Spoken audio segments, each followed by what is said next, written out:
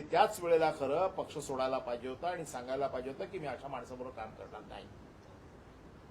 2012ला रामदास कदम कुठल्या बाकड्यावर झोपले होते हा बाकडा मी शोधतोय. मातोश्रीवरती असे कुठल्या बाकड्यावरती कोणाला झोपायला देत नाही. बाळासाहेब ज्या खोलीत होते शेवटचे दिवस त्यावेळेला 24 तास तिथे डॉक्टरांचं पथक होतं. एक डॉक्टर नव्हता, डॉक्टरांचं पथक होतं. प्रत्येक मिनिटाला मॉनिटर केलं जात होतं. तिथे असंख्य लोक भेटायला येत होते आणि सगळ्यांना माहित होतं की बाळासाहेब जिवंत आहेत.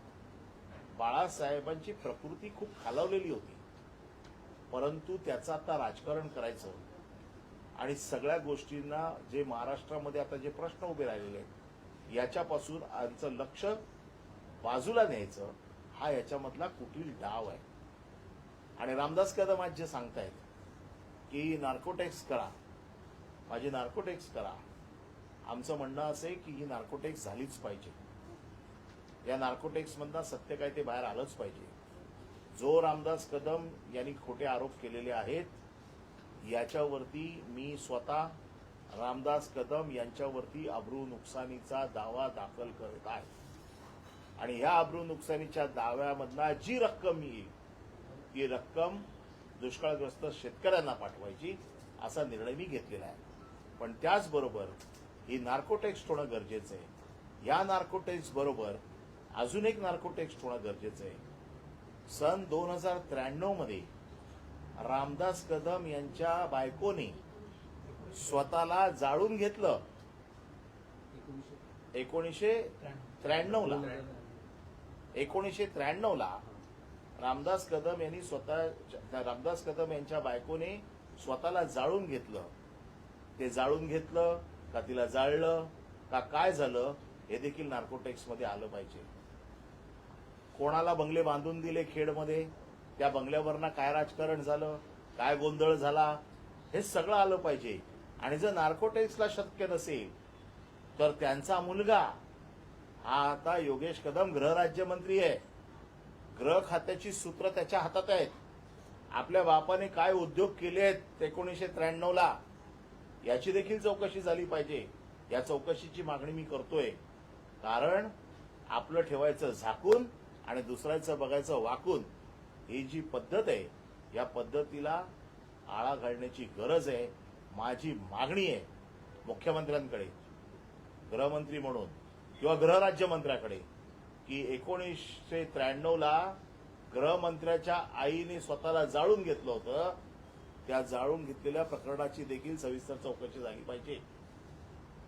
या प्रकरणाची तर झालीच पाहिजे. मी स्वतः या सगळ्या घटनांचा साक्षीदार आहे. पुन्हा बाळासाहेबांच्या मृत्यूपत्राचा देखील मी ट्रस्टी आहे.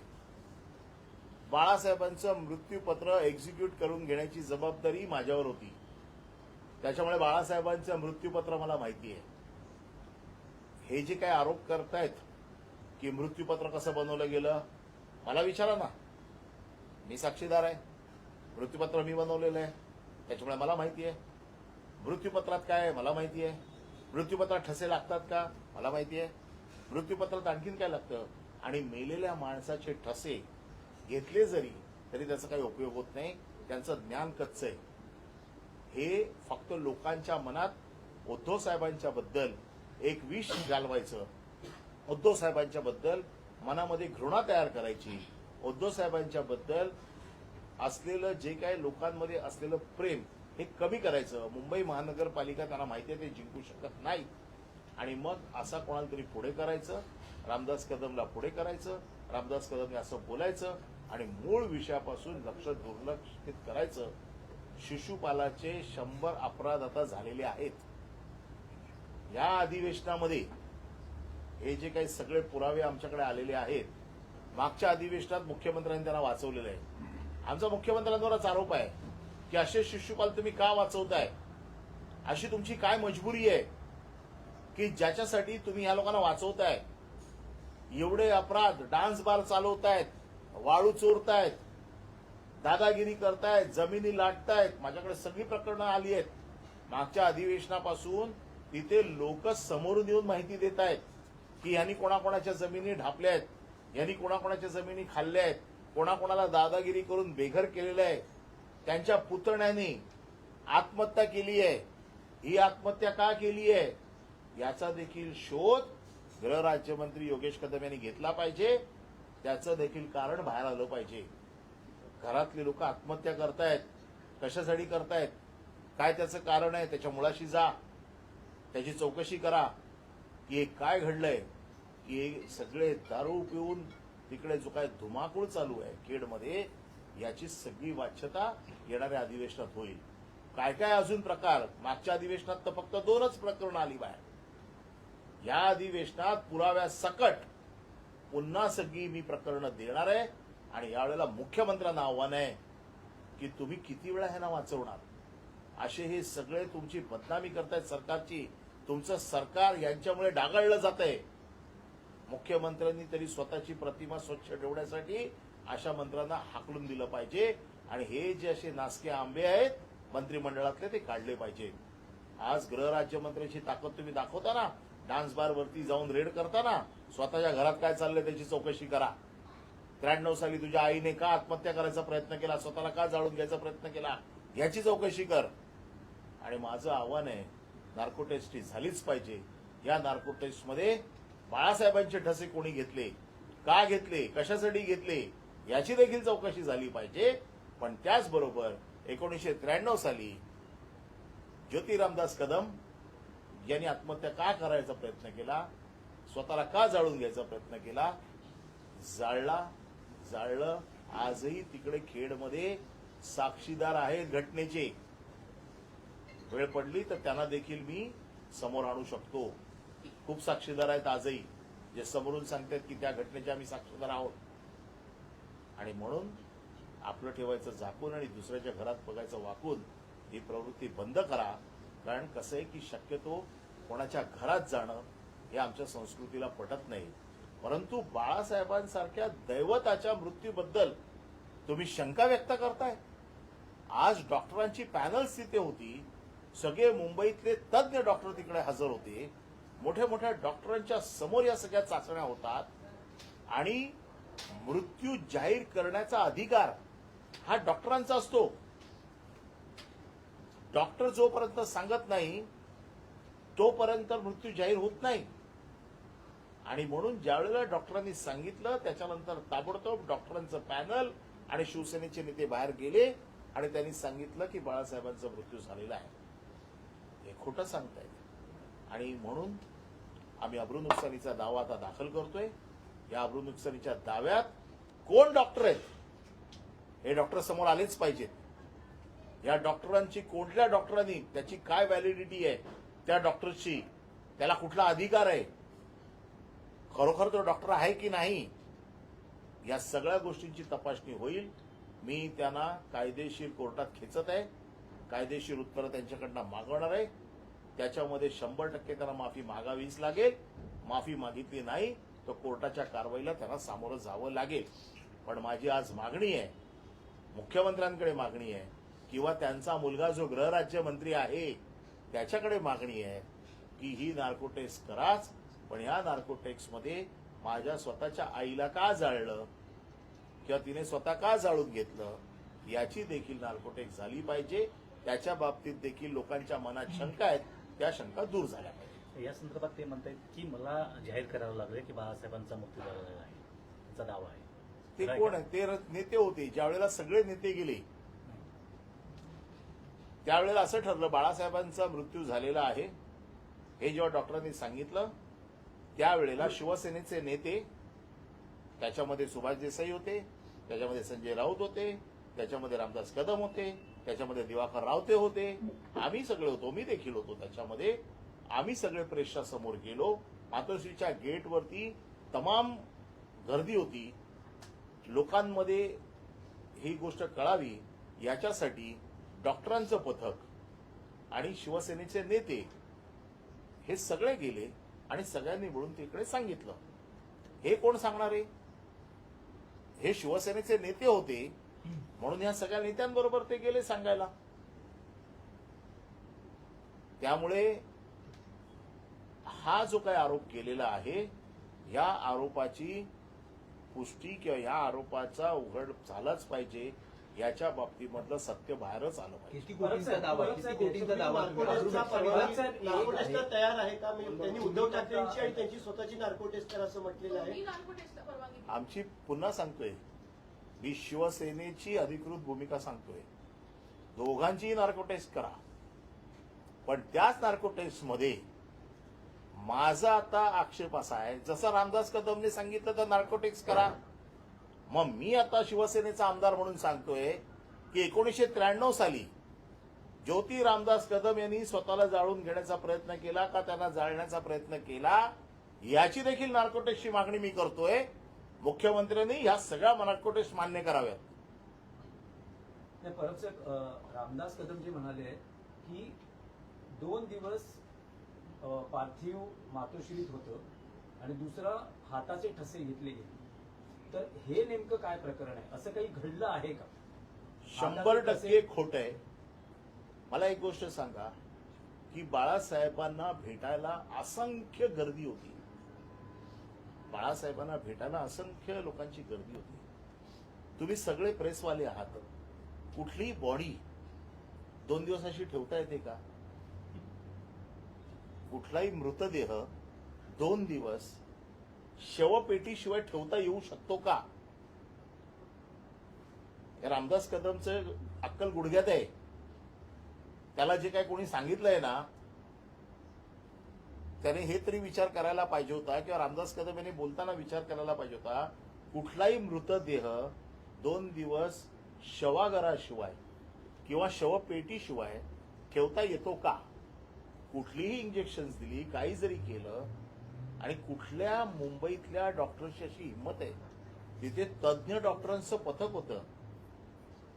डॉक्टर स्वतःच्या कुठल्याही मेडिसिनल प्रॅक्टिशन जे आहेत मोठे ते असं चुकीचं करतील?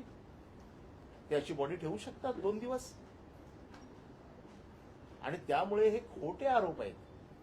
आणि रामदास कदम जे म्हणतायत ना, तुम्हाला माहिती आहे बाळासाहेब हयात असताना बाळासाहेबांनी स्वतःचे मोल्ड बनवले होते.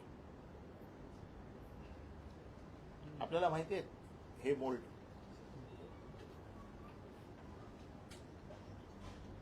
हे बाळासाहेबांच्या हयातीत बाळासाहेबांनी स्वतःच्या हाताचे मोल्ड बनवले होते.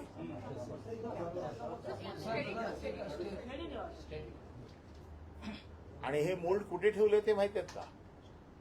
आपल्याला माहित असेल, सहाराचं जे स्टेडियम झालं अंधेरीला सगळ्या क्रिकेट प्लेयर्सचं, त्यावेळेला हे मोल्ड तिकडे बनवले होते बाळासाहेबांच्या हयातीत. त्यानंतर हे मोल्ड उद्धव ठाकरे यांच्या मुख्यमंत्री निवासी वर्षा बंगल्यामध्ये, जिथे उद्धव ठाकरे बसायचे, त्याच्या पाठीमागे ठेवले होते. हे मोल्ड बाळासाहेबांच्या हयातीत बाळासाहेबांनी बनवलेले मोल्ड आहेत. अच्छा, म्हणजे तो जो संदर्भ उद्धव ठाकरेंनी दिला की मी ठसे घेतलेले, तो हा हा संदर्भ मोल्ड आहे आहे. का? हा मोल्ड आहे. याला ठसे नाही म्हणत, हा मोल्ड असतो. अख्खा पूर्ण पंजाचा मोल्ड आहे. रामदास कदम याचं शिक्षण थोडं कमी आहे मोल्ड आणि ठशामधला. आणि रामदास कदम यांचा आरोप आहे की बाळासाहेब गेल्याच्या नंतर त्यांचे ठसे घेतले. बाळासाहेब गेल्याच्या नंतर ठसे घेतले हा त्यांचा आरोप आहे. असे कुठले ठसे घेतले असतील, त्याचा उपयोग काय झाला, अशा ठशांचा काय उपयोग होतो? ते म्हणतात स्विस बँकेतून पैसे काढण्यासाठी. स्विस बँकेची पद्धत रामदास कदमला माहिती आहे का? रामदास कदमचं अकाउंट आहे का तिकडे स्विस बँकेत, की अशा प्रकारचे ठसे घेऊन स्विस बँकेतनं पैसे येतात? अहो, कमीत कमी आपण मीडियाच्या लोकांनी तरी असे प्रश्न विचारायला पाहिजे की स्विस बँकेतनं पैसे काढायची पद्धत, अशा प्रकारचे ठसे हे स्विस बँकेत. बाळासाहेबांचं मृत्यूपत्र माझ्याकडे आहे, त्याच्यामुळे बाळासाहेबांची संपत्ती काय होती ही माझ्यापेक्षा जास्त कोणालाही माहीत नाही. नाही, पण परब साहेब, ते आरोप करताना त्यांनी एक शरद पवारांचंही विधान सांगितलेलं आहे. ते म्हणतात की शरद पवार जेव्हा आले होते तेव्हा त्यांनी मिलिंद नार्वेकर यांना म्हटलं की आणखी किती बाळासाहेबांच्या बॉडीचा छळ करा. त्यांना भेटायला सोडलं. शरद पवार तर साहेब आहेत ना आज. याचं उत्तर पवारसाहेब देऊ शकतात ना. पवारसाहेब तर आहेतच ना आज हयात. मिलिंद नार्वेकर देखील आहेत. हे वातावरण तयार करतायत. अशा प्रकारची उत्तरं द्यायची, अशा प्रकारचे. माझं म्हणणं असं आहे की मी आता कोर्टात फाईल करतोय. कोण डॉक्टर्स आहेत ते समोर घेऊन या, ज्यांच्या माहितीच्या आधारावरती तुम्ही बोललात. आम्हाला पण बघायचं आहे की खरोखर कोण डॉक्टर असा आहे की ज्याने हे सांगितलंही खोटी बातमी पसरवली आहे. हे केवळ हवेत बार सोडायचे. परंतु आमचा राग हा आहे की बाळासाहेबांच्या मृत्यूचं देखील लोक राजकारण करतायत. यांनी सगळे प्रयत्न करून बघितले. पक्ष चोरून बघितला, काय होत नाही. माणसं चोरून बघितली, काय होत नाही. आता बाळासाहेबांच्या मृत्यूचं राजकारण करायचं आणि उद्धव ठाकरे कसे वाईट आहेत हे चित्र पोर्ट्रेट करायचं, हे चुकीचं आहे. आणि म्हणून मी आज उत्तर द्यायला समोर आलो. नाही, पण तुम्ही म्हणालात की त्या काळात अनेक लोक मातोश्रीवर येत होता. पण रामदास कदम यांचं म्हणणं आहे की दुसऱ्या मजल्यावर बाळासाहेबांच्या खोलीत कोणाला जाऊच दिलं जात नव्हतं. अहो, कोण सांगते? रामदास कदम खोटं सांगतायत. उद्धव ठाकरेंना भेटण्यासाठी तिकडे बाहेर असलेल्या लोकांसाठी कित्येक लोक तिकडे होते. नाही, येत होते, मातोश्रीत जाऊ दिलं जात होते, असं हे पण मी दुसऱ्या परत मजल्यावर सांगतो. कोणालाही जाऊ दिलं जात मी नव्हतं. या गोष्टीचा साक्षीदार आहे, कारण मी तिथे स्वतः होतो. तिथे बाळासाहेबांना भेटायला असंख्य लोक येत होते. वरती जाऊ दिलं जात नव्हतं. का वरती जाऊ दिलं नव्हतं? वरती सतत लोक येत होते. आता खूप मोठे आलेले लोक वरती तर येतच होते. उद्धव साहेबांना भेटत होते, त्यांच्याशी चर्चा करत होते. ते हे असंही म्हणाले की अँब्युलन्स घेऊन शिवाजी पार्कात तुम्ही जा. सगळे जाणार होते. त्यांनी अहो, हा विषय मला माहिती आहे. बाळासाहेबांचा मृत्यू ज्या वेळेला दुपारी जाहीर केला त्यावेळेला असा एक प्रस्ताव आला. मी त्या मीटिंगमध्ये होतो की उद्या सकाळी बाळासाहेबांचं पार्थिव इथून अँब्युलन्सने सरळ घेऊन जायचं शिवाजी पार्कला आणि शिवाजी पार्कला दर्शनासाठी ठेवायचं. हा एक प्रस्ताव होता. परंतु काही वेळाने असं ठरलं की प्रचंड मोठ्या प्रमाणात गर्दी होणार आहे, त्याच्यामुळे इथून अँब्युलन्स तिथे पोहोचेपर्यंत वेळ लागेल, त्याच्यापेक्षा सरळ इथूनच अंत्ययात्रा सुरू करू, आणि तो तसा निर्णय झालेला आहे. हे रामदास कदम हा काही एकमेव शिवसेनेचा नेता त्यावेळेला नव्हता. तिथे सगळे जे शिवसेनेचे नेते होते ते सगळे नेते मिळून निर्णय घेत होते. एक एक आता फक्त त्यांच्या सोयीच्या गोष्टी ते फक्त सांगतायत. परंतु हा निर्णय त्यावेळेला असा होता की अँब्युलन्सने बाळासाहेबांना शिवाजी पार्कला न्यायचं आणि तिथे त्यांचं पार्थिव अंतिम दर्शनाला ठेवायचं. परंतु नंतर निर्णय बदलला आणि नंतर असं ठरलं की बाळासाहेबांची अंत्ययात्रा इथूनच सुरू करायची, कारण सगळे लोक सकाळी मातोश्रीकडे येतील आणि त्यामुळे मग इथून नेणं कठीण जाईल. आणि म्हणून मग तशाच प्रमाणे अंत्ययात्रा सकाळी सुरू ते कालच्या पत्रकार परिषदेमध्ये असं म्हटले की म्हणजे आपल्या पक्षाने असं सांगावं की दिवाळी होऊन जाऊ देत म्हणून 2 दिवस ते पार्थिव ठेवलं होतं, त्यांनी सांगावं. असं बिलकुल झालेलं नाही. मी स्वतः या गोष्टीचा परत सांगतो. असं कोणाचाही मृतदेह ठेवता येतो का, मेडिकली ठेवता येतो का विचारा. असा कोणाचा मृतदेह ठेवता येत नाही. तो शक्य नाही शवाघराशिवाय ठेवणं. आणि त्यामुळे रामदास कदम हे जे काही सांगतायत हे आता शिड्या कळीला ऊत आणतायत. त्यांचे अपराध आता शिशुपालाचे झालेले आहेत. माझा प्रश्न असा आहे, आणि जर उद्धव ठाकरे इतके वाईट होते मग 2014ला तुम्ही मंत्रिपद का घेतलं? त्यांच्याकडनं भिकाऱ्यासारखी 2015ला मुंबई महानगरपालिकेतनं मला परत पाठवा हे जे काही सतत होतं, जे म्हणतात ना भिकेचा कटोरा, हे भिकेचा कटोरा घेऊन फिरत होते.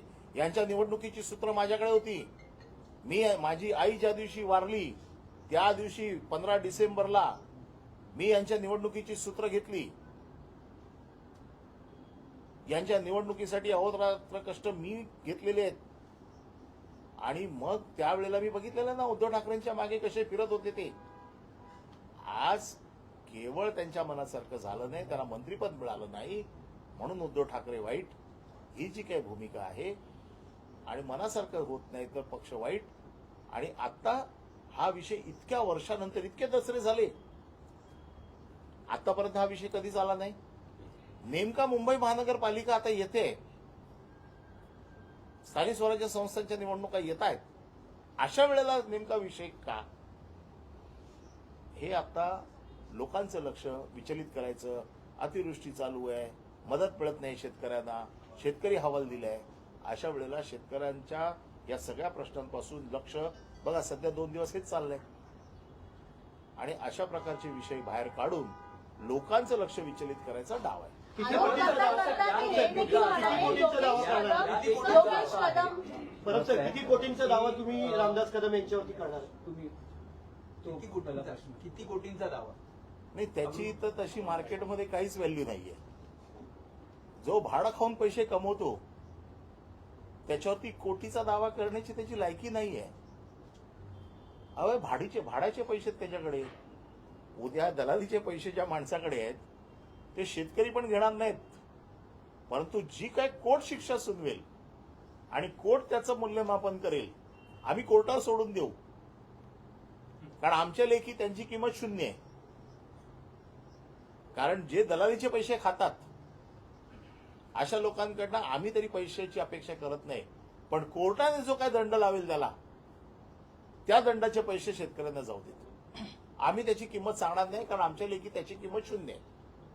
नाही, पण परब साहेब, यात एक मुद्दा असा होतो की बाळासाहेबांच्या मृत्यूपत्राविषयी अनेकदा संशय उपस्थित केला जातो.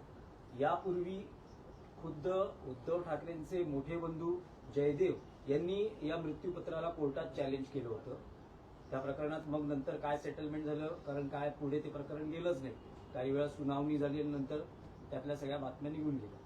आता रामदास कदम या बिलवर प्रश्न उपस्थित करतात, तुम्ही ट्रस्टी आहात, तर असं का हे मृत्यूपत्र संशयाच्या घेऱ्यात येते? बाळासाहेबांचं मृत्यूपत्र मी बनवलेलं आहे, मी त्याचा ट्रस्टी आहे.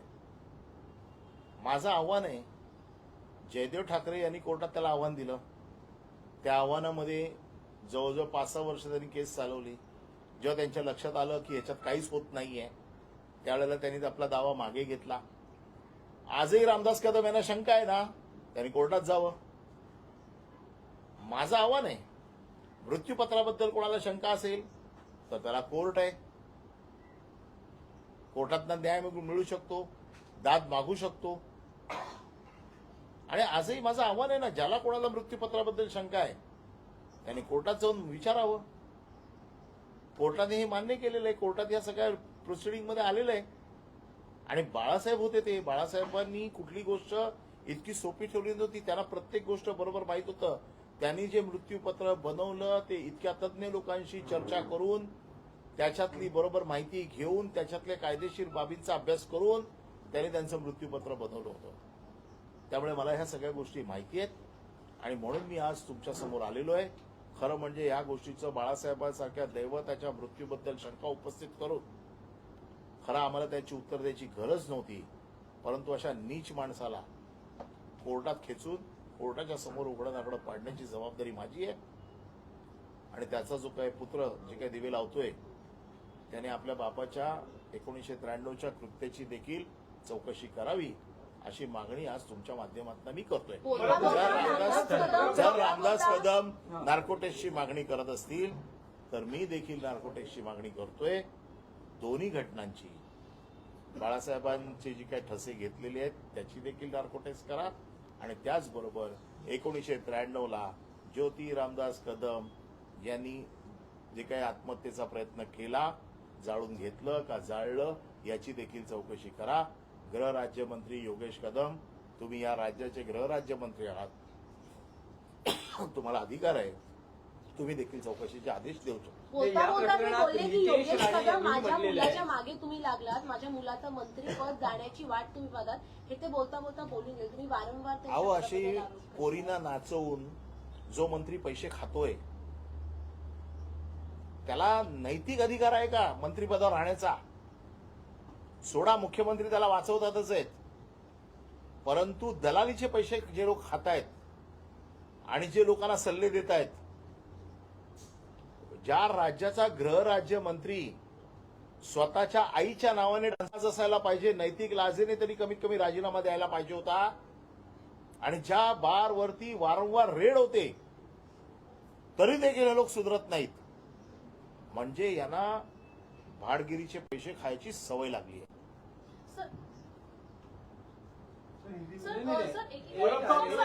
नितेश राणेंनीही म्हटलं आहे काल याच सगळ्या विषयावर नितेश राणेंनी म्हटलं की स्वित्झर्लंडहून कोण येणार होतं, 2 दिवस का थांबले, ते नेमकं काय आहे? नितेश राणेंनी कोण येणार स्वित्झर्लंडवरनं त्याची माहिती द्यावी ना. त्याचे कोण पाहुणे आहेत का स्वित्झर्लंडमध्ये जे येणार होते? त्याचे कोण नातेवाईक त्याला माहिती आहेत का की कोण येणार होते? माझं म्हणणं असं आहे की या प्रकरणात ज्याला माहिती आहे त्याने कोर्टात यावं, सांगावं, त्याने विरोधात जाऊन दाखल करावं आणि कायदेशीर मार्गाने ही माहिती घ्यावी ना.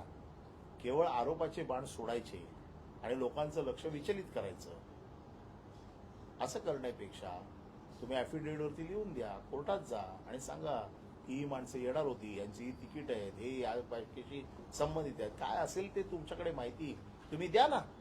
आणि बाळासाहेबांच्या मृत्यूबद्दल जर नितेश राणेला शंका असेल तर त्याने कोर्टात जावं. सर एकीकडे राज ठाकरे उद्धव ठाकरे एकत्र या संदर्भात चर्चा सुरू आहे, तर दुसरीकडे अशा पद्धतीनं एक इमोशनल पार्क पुन्हा एकदा उघडण्यात आले. मला वाटते स्थानिक स्वराज्य संस्थांच्या निवडणुकीच्या पार्श्वभूमीवर हा मुद्दा उपस्थित करण्यात आला. स्थानिक स्वराज्य संस्थांच्या निवडणुका आल्या आहेत आत्ता आणि त्याच तोंडावरती हा मुद्दा येतोय. बाळासाहेबांना जाऊन आज 16 वर्ष झाली, 14 वर्ष झाली. 14 वर्षामध्ये हा मुद्दा कधी आला नाही, हा मुद्दा आता येतोय. म्हणजे निवडणुकींच्या तोंडावरती असे मुद्दे घेऊन यायचे, उद्धव ठाकरेंना बदनाम करायचं, ही त्याच्या मागची रणनीती आहे. राज ठाकरे उद्धव ठाकरे एकत्र आले तर आपला सुपडा साफ होईल ही भीती आहे त्यांच्या मनात. आणि ह्या भीतीच्या पाठी हे सगळं चालू आहे असं आमचं म्हणणं आहे. बरब साहब, हिंदी में आप बताएं, 13 साल के बाद क्या जरूरत पड़ी अचानक बाला साहब ठाकरे के इस संगीन मामले को उजागर करने की या उस पर आरोप लगाने की? हमने शुरुआत में ये कहा है कि ये जो हरकत उन्होंने की है इसको हमारे मराठी में नीचपना कहते हैं. इसलिए क्योंकि बाला साहब को हम हमारे दैवत मानते हैं और उनके मृत्यु के बारे में आज 13-14 साल के बाद में सवाल उठाना ये राजनीति का भाग है. स्थानीय स्वराज्य संस्थान की इलेक्शन आ रही है. इस इलेक्शन में उनको मालूम है कि अपना सुपड़ा साफ होने वाला है और इसलिए ऐसे इशू को आगे लाके लोगों का ध्यान जो बेसिक इश्यूज हैं, आज आपको मालूम है जो किसान जो आज उनकी जो हालत है वो इतनी खराब है, उनको गवर्नमेंट कोई मदद नहीं दे रही है, उनके बारे में कुछ सोच नहीं रही है. ऐसे सब इशू को छोड़ के मेन इशू से लोगों का ध्यान दूसरी तरफ जाना चाहिए, इसलिए ये उठाया हुआ मुद्दा है. रामदास कदम इन्होंने जो मुद्दा उठाया है तो मेरा यही कहना है, मैं इसलिए आज इसको जवाब दे रहा हूं क्योंकि मैं इस विभाग का विभाग प्रमुख हूं, मैं शिवसेना नेता भी हूं और मैं बाला साहब के विल का एग्जीक्यूटर भी हूं. तो इस बारे में सबसे अच्छी जानकारी मेरे अलावा किसी को नहीं है. मैं वहां पर 24 घंटे वहां पर मौजूद था. ये सब जो इंसिडेंट्स जो हुआ, बाला साहब जाने से पहले भी कुछ दिन से मैं वहीं पर था और मैं ये जानता था. वहां पर आने वाले लोगों की संख्या भारी मात्रा में थी. वहां पर डॉक्टरों का पूरा पैनल था, एक डॉक्टर नहीं था, डॉक्टरों का पैनल था. और जब तक डॉक्टरों का पैनल ये डिसाइड नहीं करता है और ये डिक्लेयर नहीं करता है कि बाला साहब की मृत्यु हो गई है, दूसरे किसी को ये अधिकार नहीं है कि उनकी मृत्यु हो गई है ये बताने की. उसके बावजूद भी एक मुद्दा ऐसे आता है कि कोई भी बॉडी बिना मॉर्चुरी के या बिना शवपेटी के 2 दिन रह सकती है क्या, रख सकते हैं क्या? इतना बेसिक तो नॉलेज होना चाहिए.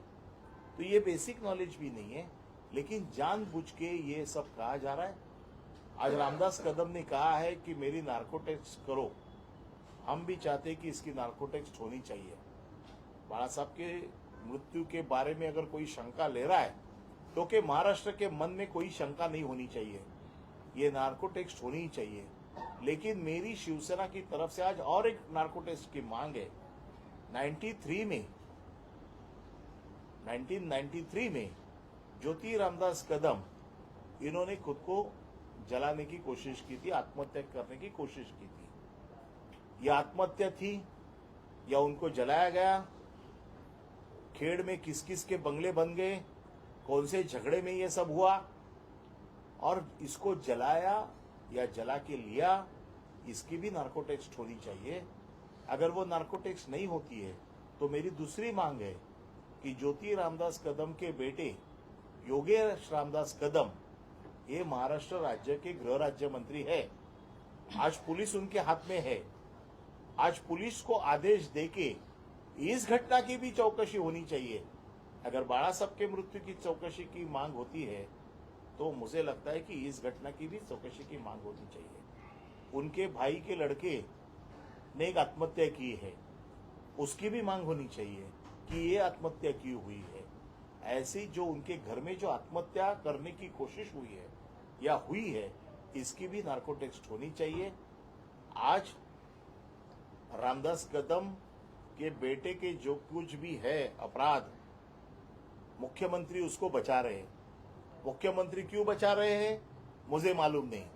मुख्यमंत्री की क्या तकलीफ है या क्या अड़चन है मुझे मालूम नहीं है, लेकिन शिशुपाल को बचा रहे हैं। आज 100 अपराध तो पूरे हो गए। आने वाले इस अधिवेशन में ये जितने भी मेरे पास में जो सब अभी जो अलग अलग इनके जो कारनामे आए हुए हैं, गए अधिवेशन में तो 2 ही कारनामे आए थे। इस अधिवेशन में आप देखो कितने कारनामे बाहर आते हैं, और ऐसे नहीं पुरावा के साथ में ये सब देने के बावजूद भी, डांस बार के ऊपर पुलिस की रेड होने के बावजूद भी, डांस बार उनके मिसेस के नाम पे होने के, मां के नाम पे होने के बावजूद भी मुख्यमंत्री ने उनको बचाया। मुझे मुख्यमंत्री पे तरस आ रहा है कि मुख्यमंत्री ऐसे लोगों को बता के खुद की प्रतिमा को मलिन कर रहे हैं।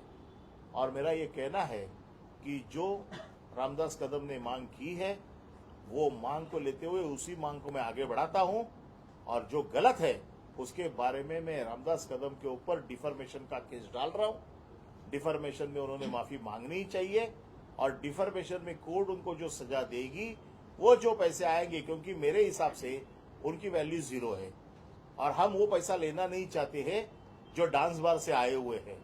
तो कोर्ट जो सजा देगी वो पैसे किसानों को देनी चाहिए। ऐसी मेरी इस आपके जरिए ये मेरी मांग है। सर, रामदास कदम ने एक और चौंकाने वाला दावा किया। उन्होंने कहा कि मातोश्री पर 2 दिन तक पार्थिव शरीर रखा गया, बाला साहब ठाकरे के अंगूठे के निशान लिए गए। उन दावों में कितनी सच्चाई है, क्या कुछ बड़ा मामला? वही हमारा कहना है कि उनकी टेस्ट, नार्को टेस्ट इसीलिए मांग रहे हैं। वो ऐसे ठसे लेने से, अंगूठे के जो निशान लेने से किसको फायदा हो सकता है? ऐसा कौन सा काम हो सकता है कि अंगूठे के निशान मिलने के बाद में, मैं विल का ट्रस्टी हूं, विल को तो उसका कोई फायदा नहीं होता है, क्योंकि विल तो आदमी जब जिंदा होता है तभी बनाता है। तो ऐसे ठसे लेके, ऐसे अंगूठे के निशान लेके क्या फायदा होगा? इसकी जांच होनी चाहिए, नार्को टेस्ट होनी चाहिए। लेकिन मैं जो कहता हूं उसकी भी नार्को टेस्ट होनी चाहिए। लेकिन ये जो सब गलत बातें हैं, क्योंकि 2 दिन पार्थिव ऐसे रख नहीं सकते हैं जब तक उसको शवपेटी में नहीं रखते या मॉर्चरी में नहीं रखते हैं, ऐसे रखना मुश्किल है।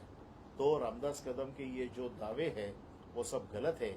ऐसे गलत दावों के लिए मैं रामदास कदम के खिलाफ कोर्ट में जा रहा हूँ और कोर्ट में मैं डिफॉर्मेशन फाइल कर रहा हूँ। साहब, आपसे जानना चाहेंगे कि बाला साहब ठाकरे सभी के लिए आदरणीय है, तो क्या एकनाथ शिंदे को कोई कार्रवाई नहीं करनी चाहिए उनके ऊपर? इस तरह के बयान दिया। अभी एकनाथ शिंदे की भी क्या मजबूरी है मुझे मालूम नहीं। एकनाथ शिंदे की मजबूरी क्या है मुझे मालूम नहीं कि ऐसे लोगों को उनको संभालना पड़ता है। अब एकनाथ शिंदे बाला साहब के अगर कहते हैं कि हम बाला साहब के विचारों से चल रहे हैं, बाला साहब ने ये सिखाया था। और मैं मातोश्री का वो कौन सा बाकड़ा है वो ढूंढ रहा हूं कि जिसके ऊपर रामदास कदम सोए थे। एक शिवसेना का नेता ऐसे बाकड़ा पे सोता है, ऐसा कौन सा बाकड़ा है मैं देखना चाहता हूं। कल मैंने पूछा मातोश्री में ऐसा कौन सा बाकड़ा है तो बताओ जरा। रामदास कदम वहां पर कितने समय थे, कितने बार आए और कितने बार गए, ये मुझे मालूम है, क्योंकि मैं 24 घंटे वहां पर था। मैं इस विभाग का विभाग प्रमुख हूं, मैं पड़ोस में ही रहता हूं। तो मेरे अलावा इसकी जानकारी और किसको होगी? निकाय वो चुनाव से मोल्ड ठीक आपने पहले बताया था, भी वो मोल्ड क्या है जो बाला साहब ने खुद बनाया था। बाला साहब ने खुद का एक मोल्ड बनाया था उसके लिए, क्योंकि ऐसे बड़े लोगों के मोल्ड बनते हैं, बहुत सारे लोगों के। आज आपने देखा होगा भारत रत्न सचिन तेंदुलकर होंगे, आज लता मंगेशकर होंगे, ऐसे भी बड़े बड़े लोगों के मोल्ड बनाए जाते हैं, एक उनकी याद में बनाए जाते हैं और वो लोगों के लिए कहीं ना कहीं म्यूजियम में रखे जाते हैं। मेरे हिसाब से ऐसे बहुत सारे वर्ल्ड में जो बड़ी बड़ी हस्तियां हैं उनके ऐसे ये जो पंजा होता है उसका एक मोल्ड बनता है। और वो बाला साहब जब थे तो बाला साहब ने उसी वक्त बनाए थे ये सबकी मांग के ऊपर। और ये मोल्ड जो है वो स्टेडियम में रखे थे, अंधेरी का जो स्टेडियम था, जहां पर आपको मालूम है क्रिकेट के जितने भी वीर थे, सचिन तेंदुलकर हो, सहवाग हो या इंडिया टीम के सब प्लेयरों के लिए एक सहारा ने एक स्टेडियम बनाया था। उस स्टेडियम में ये मोल्ड रखे थे।